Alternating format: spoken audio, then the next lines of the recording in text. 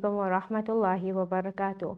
Welcome to LMA My Islam Book 2. In today's lesson, we are going to learn about the actions that need wudhu. And before we begin with our lesson, we need to know what is wudhu. Wudhu is to wash certain parts in order to be clean, taught and shown to us by our Nabi sallallahu alayhi wasallam. And before we begin, we are going to quickly learn the ayah that Allah Ta'ala teaches us in the Quran. Bismillahir Rahmanir Rahim. None shall touch the Quran except those who are clean. Why is Allah Ta'ala telling us this in the Quran? He is emphasizing on how important cleanliness is. He is emphasizing on how important cleanliness is. And in order for us to be clean, we can do actions that are pleasing to Allah Ta'ala.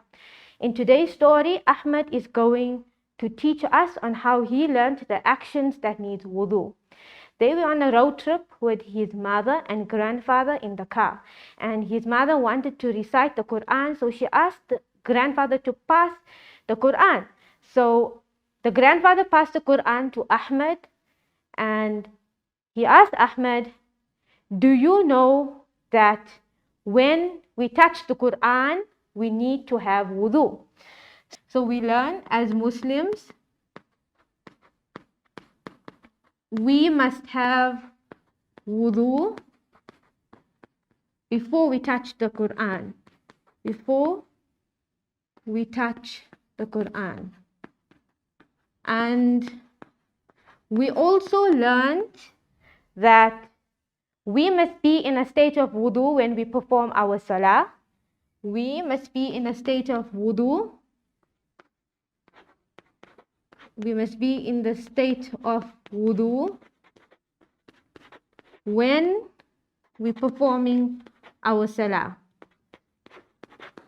So we learned that we must be in a state of wudu when performing our salah. And when we are not in the state of wudu when performing our salah is not valid. Our salah will not be valid. So we're going to quickly go over this again. As Muslims, we must have wudu before touching the Quran, and we must be in a state of wudu when performing salah. And if we are not in the state of wudu, our salah is not valid. Before we end today's lesson, we are going to quickly recap on what we learned. We learned that wudu means to wash a certain part of our bodies when performing any actions that are pleasing to Allah, taught to us by our Nabi sallallahu alaihi wasallam. And Allah Ta'ala loves cleanliness. And when we are clean, we can do actions which are pleasing to Him, such as we as Muslims must be in a state of wudu when touching the Quran and when performing salah.